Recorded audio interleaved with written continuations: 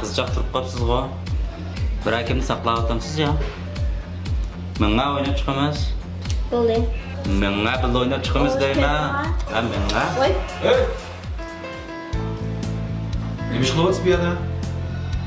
Ma qizilga chaqchaqlab otamsan? Ha? Sendek tetiksiz çakının gölünün derdinde bir kızıla hatırlayacağım bir yer turamında. Ha? Senin artısınların bağda? Hamma qiz bola sen o'ylagandek emas. Bundan keyin köygelik qiz bolaga chaqchaq qilma. Anladingmi? Bana. Bana. Sizga bir ish olmaganda, ha? Oş hocam kimsin hoş kışkarlasın dedi.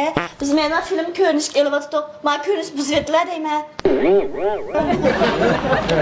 Tutun lan ha böyle. Ne yaptın?